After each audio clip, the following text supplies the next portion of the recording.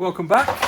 Whoops, tripping over stuff already. First frame of the video, and I'm tripping over stuff.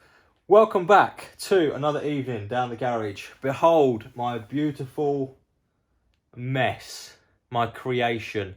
So much so that I can't actually find my little woodgy thing for the camera, so I'm actually just holding it on my arm here like this, which makes for a bit of a dodgy angle. I don't know how much you can see or how much you can't, so but there you go.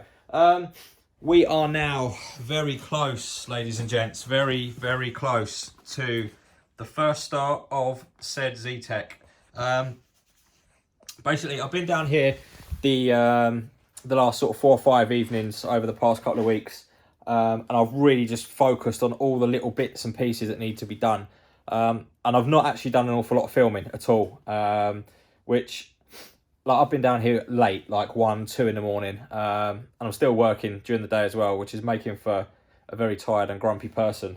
So, in all fairness, I've been down here cracking on, getting stuff done. I've not jumped in front of the camera, and I thought tonight it was about time we did an update, because quite possibly the next thing you guys are going to see after this video is going to be the first start of said car. This is quite exciting. We're getting close.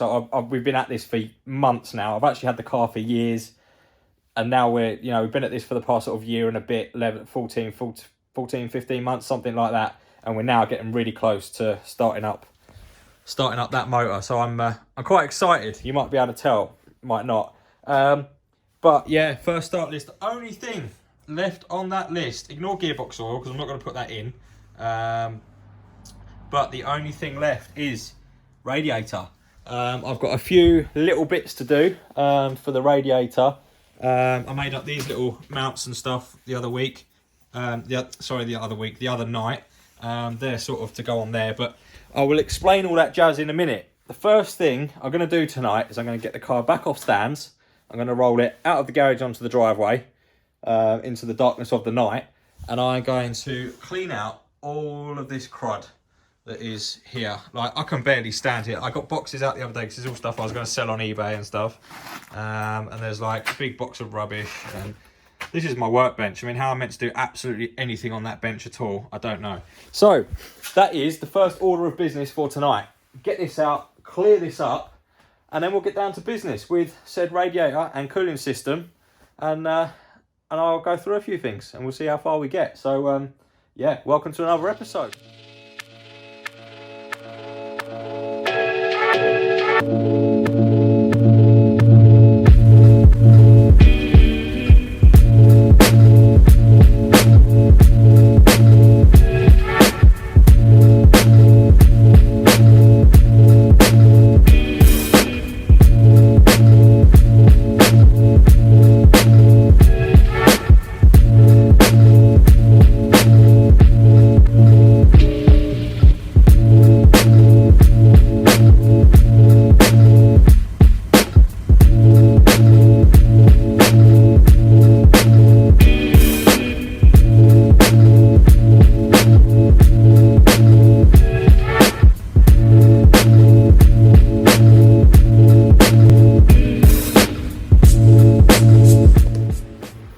Okay guys, it's tidy. I mean, it's tidy as it's going to get. What you've seen took about, well, in the time lapse is going to be about 30-40 seconds, but what actually took me probably 2 hours to tidy all this up.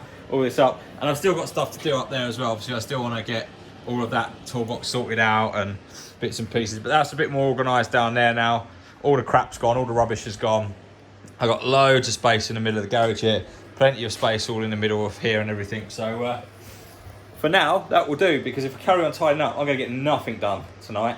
And there is a few things I want to get done. Otherwise, this video is just a time lapse of me cleaning the garage, which that's, it's not why you're here, is it? Let's be honest. You are here to see this thing get built and this thing running. So, yes, last thing on the list, radiator. Now, the radiator I'm using is a Vauxhall Corsa B 1998, I think, radiator. Happens to fit in here rather nicely. And the way, if I can find it, there it is down there. And the way this radiator mounts is basically top and bottom, there are 4 pins. 1, 2, and then 2 on the bottom, 3, 4. So, and the way that mounts in the Corsa is the bottom ones drop into a receiver and the top ones have a little bracket that hold them in place. So in the bottom of the chassis here, in the chassis rail, I've drilled 2 holes, which are receiver holes. So there's one there, and I've got a riv nut in that one. And there's one there, and still need to put a riv nut in that one. And then the other day, I made up these 2 little bits of, well, these basically radiator mounts now, but they're just a bit of round stock with a thread welded into the bottom of them. And basically, which is the bottom of the radiator, other way around, hang on. Turn it around so it actually works. And then basically, in the bottom of this radiator, where this would mount into the original Corsa, these mount over the top like that. And obviously I've got a threaded rod in there. So down here, they basically just screw in. They just basically screw in like that, and then the radiator drops in on top. So all I've got to do is get an M8 riv nut in there. So I've got riv nut going out, and I've got some M8 riv nuts. There's one there. So yeah, I'm gonna get that riv nutted in there, get both of these in, drop the radiator in, and then we've got to make up some sort of mount to go up the top here. So I'll get that riv nutted in, get that squeezed in, get the radiator in, and then we'll look at these mounts. A few moments later. Okay, so radiator is in position, and I'll show you guys these mounts this way. You're gonna have to go upside down for a minute, so don't get too dizzy. It's a bit dark down there as well. So you can see the way those pins just locate on the bottom of the radiator at each end there and hold it into the chassis rail. That also raises the radiator up and tucks it nicely in underneath there, just to give me a bit more extra space for said manifold and turbo and all that jazz. That's coolant hose, going to pop just straight on there, nice and simple.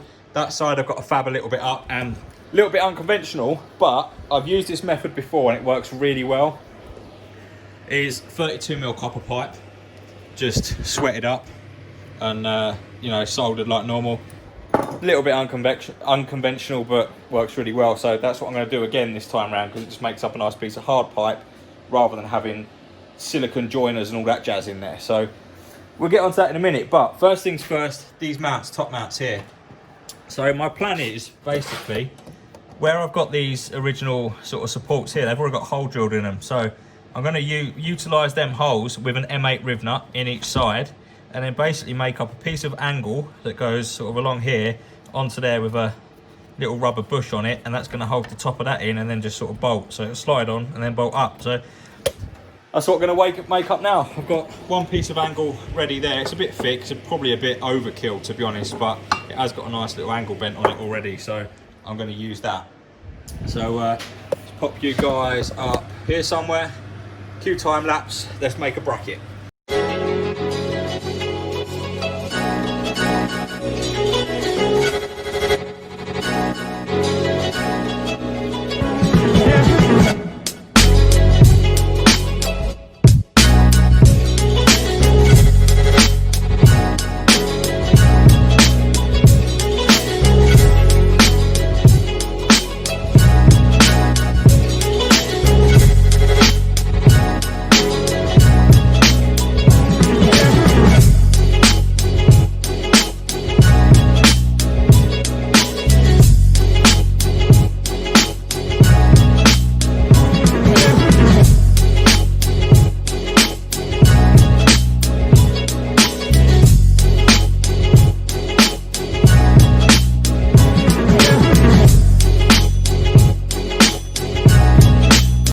Okay guys, so we have got one fabricated mount.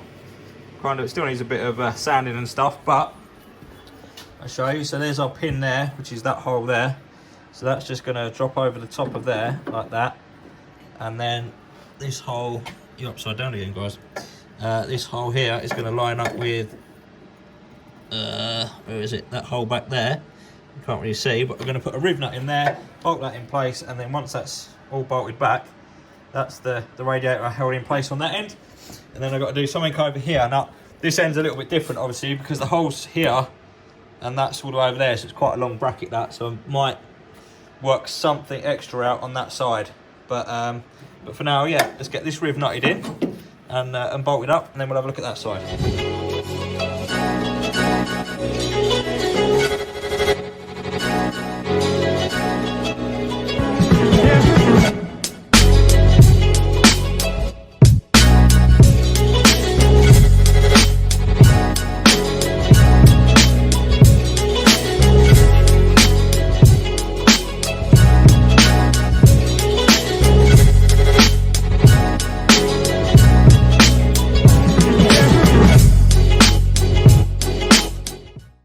Okay, so I was making this mount up here, as we just discussed, and then I realised I didn't really have the right bit of steel or aluminum to do it with, and I was trying to cut up a piece of box section, and it was a bit dodgy and a bit dicey, and it didn't really work.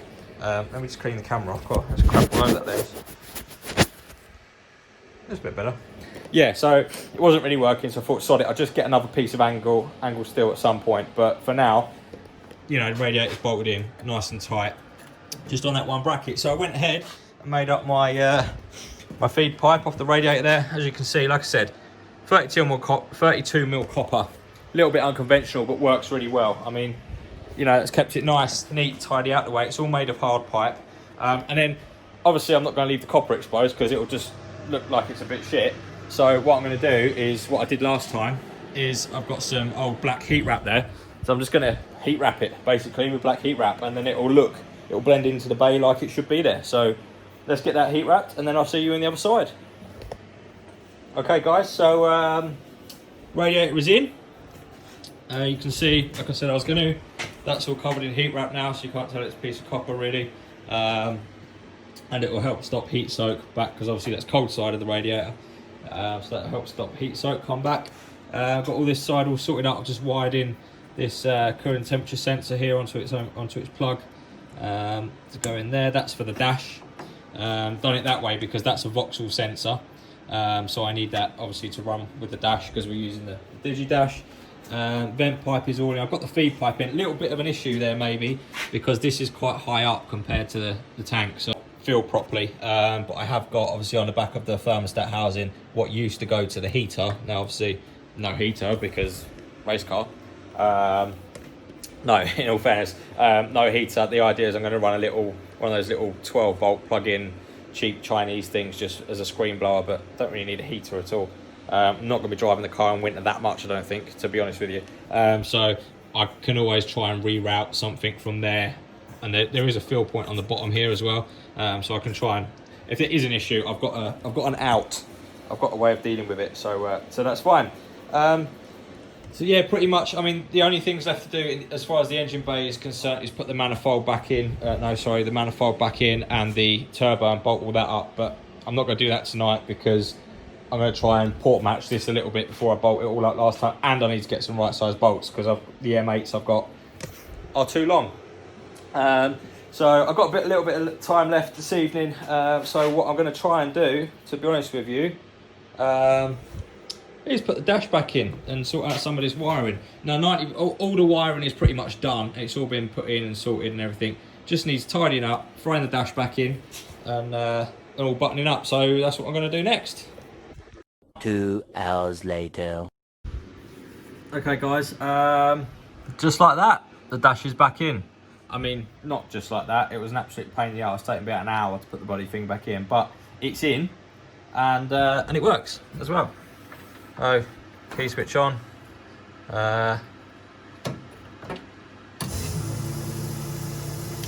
Fuel pump primes. All the gauges come on. I would try and start it, but should we start it? Nah. The battery's flat. In all seriousness, guys, I mean, I knew it wasn't going to start then, obviously. I am not putting that in this video. Cooling systems just needs a bit of fluid in it. I'll do that next week. Dash is all wired up. You can hear the fuel pumps priming. That means the ECU is working as it should do. I can smell some raw fuel actually come out the exhaust. Pretty much everything is now there, guys, for the first start.